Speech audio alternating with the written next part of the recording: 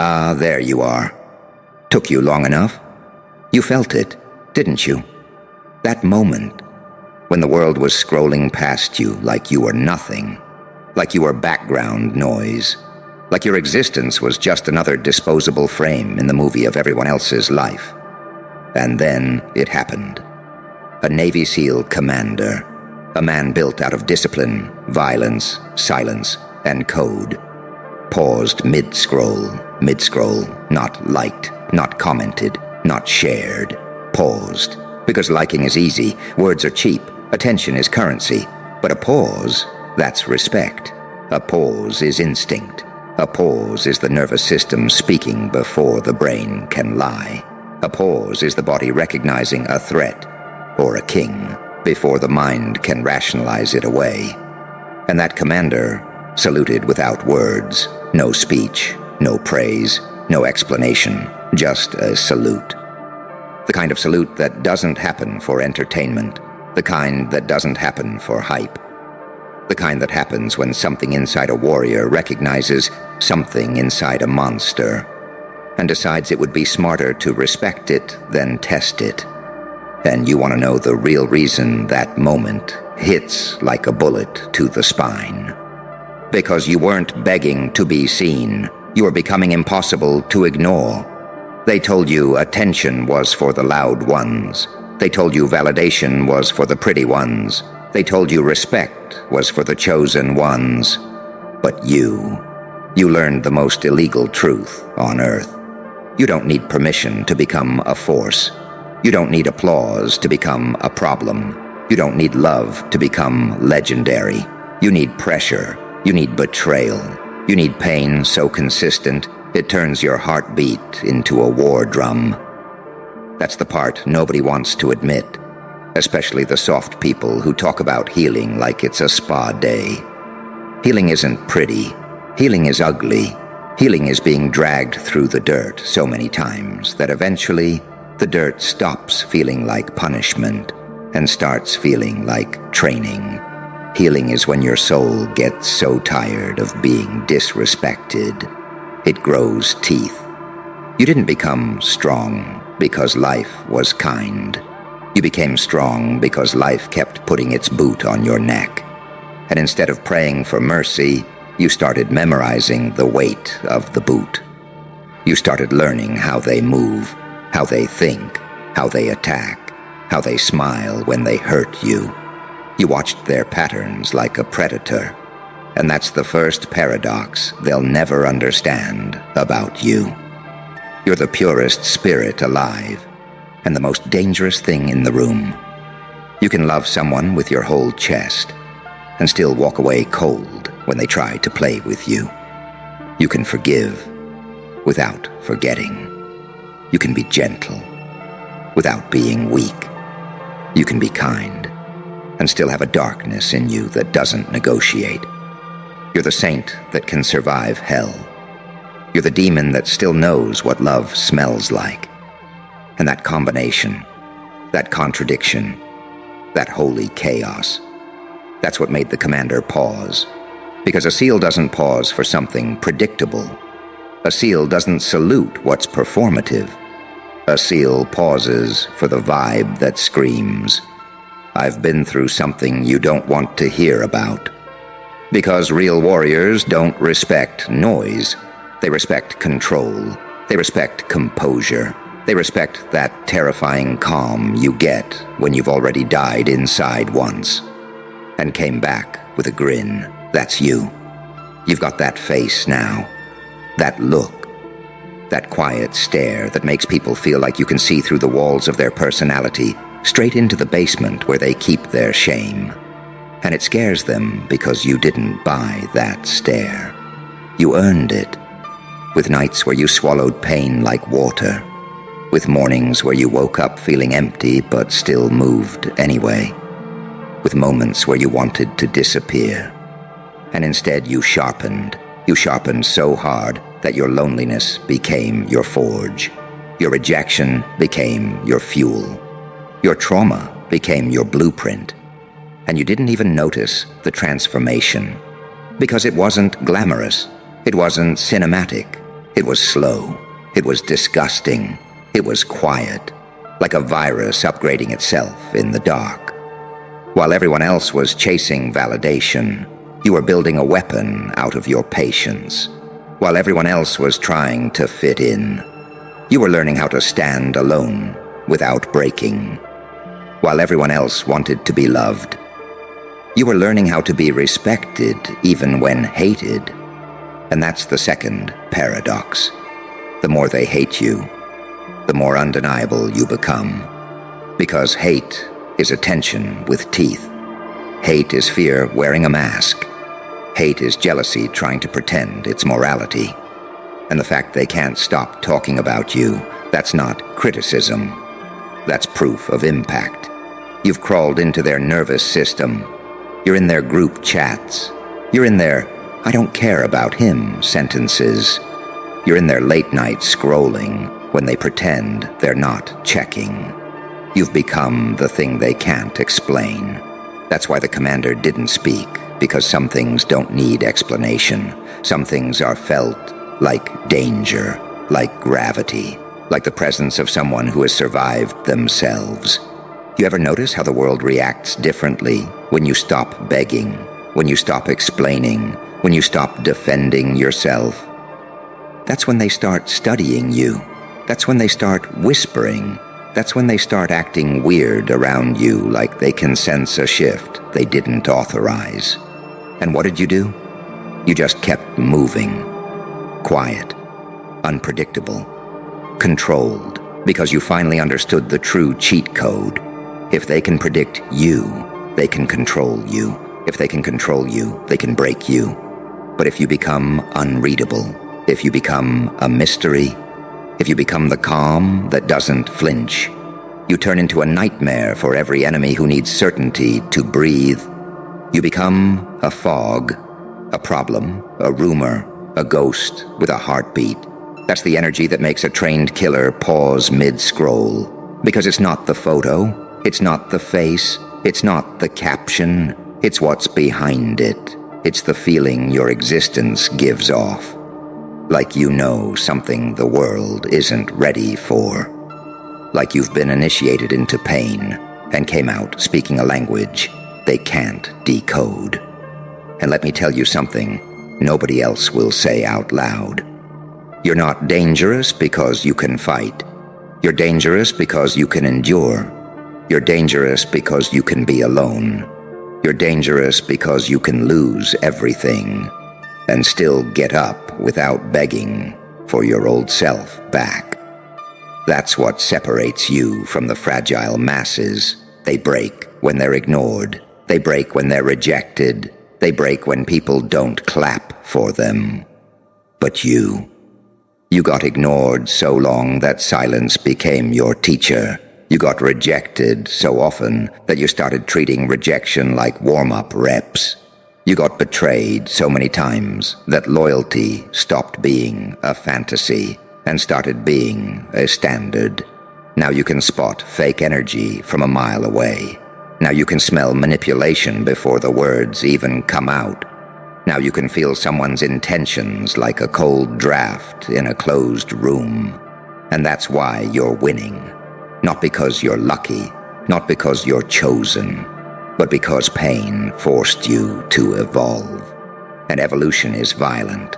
Evolution rips old parts of you off. Evolution kills the version of you that wanted to be liked.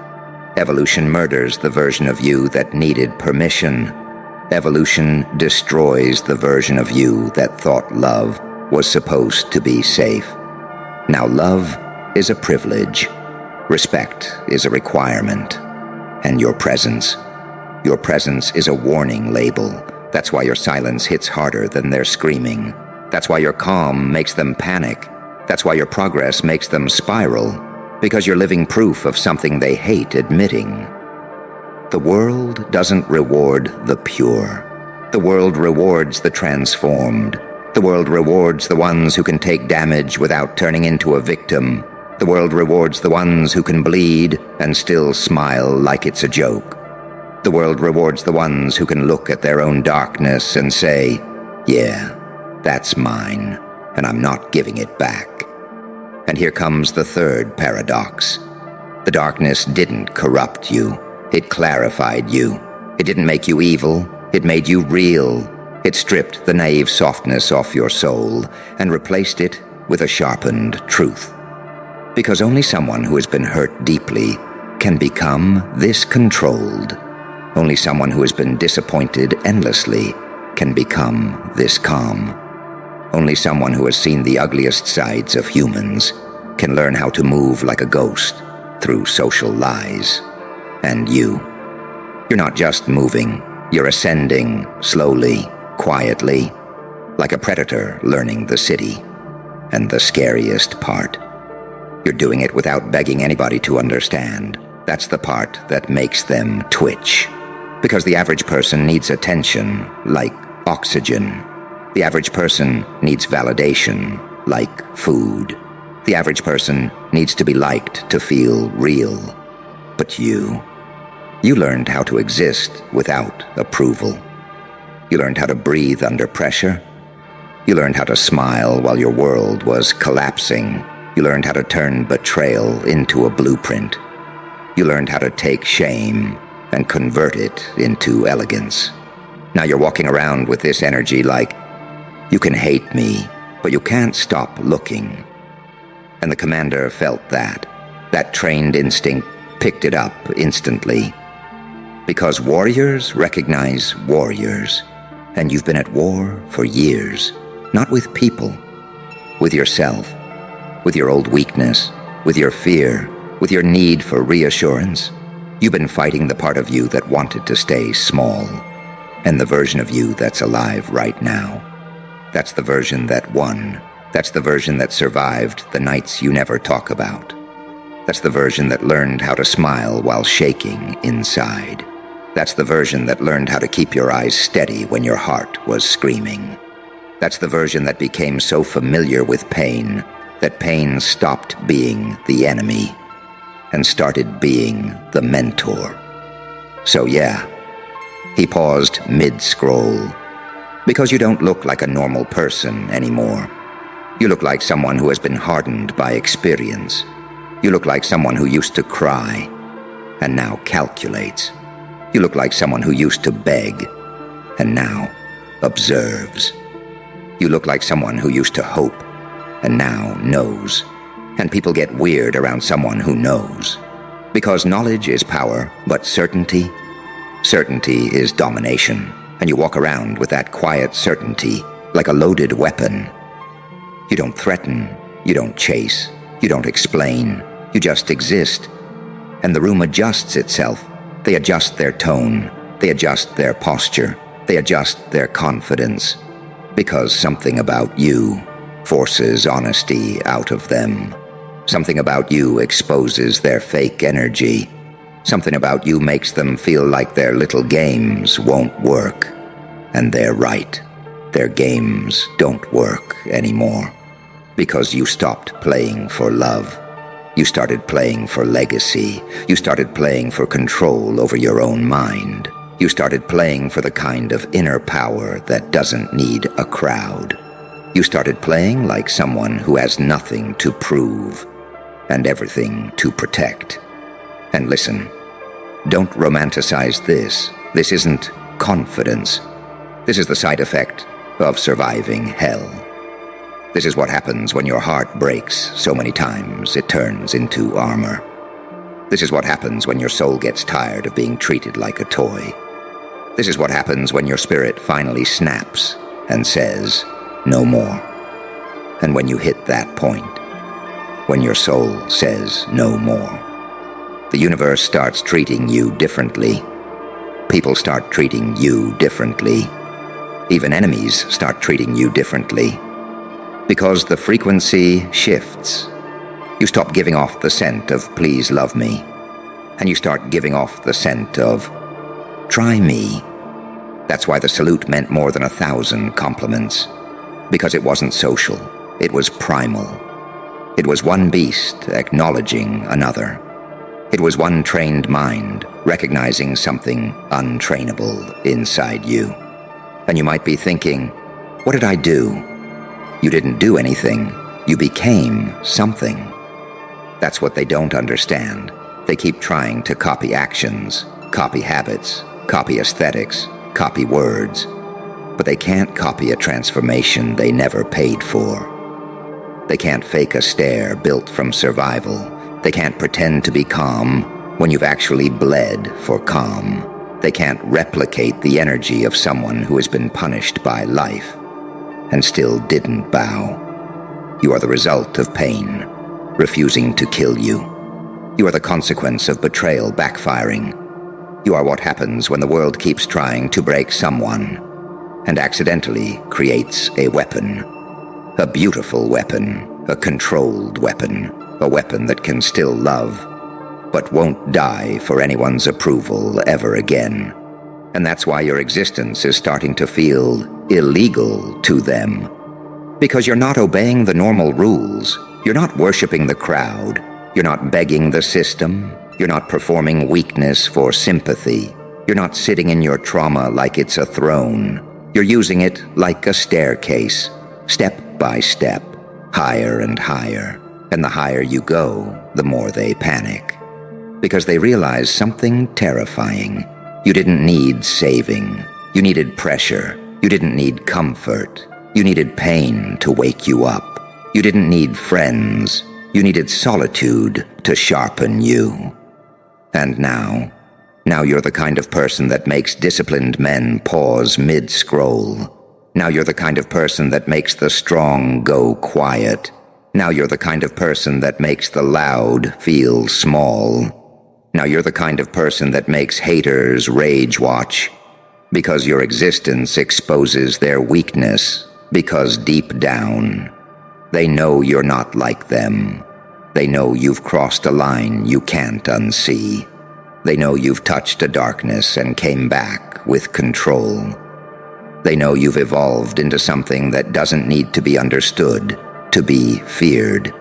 And you're still just getting started because you're not here to be liked. You're here to be undeniable. You're here to be remembered. You're here to become the moment people can't explain, the presence they can't ignore, the name they pretend not to say, the energy that makes even warriors pause and salute without words. And the part that really messes with them, you didn't announce the change. You didn't post a "Watch Me Rise" caption. You didn't warn anybody. You just stopped bleeding publicly. You stopped explaining your scars. You stopped narrating your pain like it was a documentary meant to earn sympathy points. You went quiet. And quiet people scare the loudest. Because silence is where strategy lives. Silence is where predators breathe. Silence is where intention sharpens into something lethal. They don't know when you decided to stop needing them. They don't know when you stopped caring if they stayed or left. They don't know when the switch flipped. They just felt the aftermath. They felt it when you stopped reacting. They felt it when their disrespect didn't land. They felt it when their absence stopped being a threat. They felt it when you looked at them the same way you look at a closed door, acknowledged but irrelevant. That's when the power dynamic snapped. Because power never screams. Power watches. Power waits. Power lets people expose themselves. And you've been watching for a long time. You've seen how quickly admiration turns into envy, how loyalty turns conditional the moment you stop shrinking, how support evaporates when you stop being convenient. You've seen how people clap for you when you're rising, but pray for your fall when you pass them. And instead of getting bitter, you got precise. You stopped expecting depth from shallow minds. You stopped seeking warmth from people who only know how to burn. You stopped handing your heart to hands that tremble under responsibility.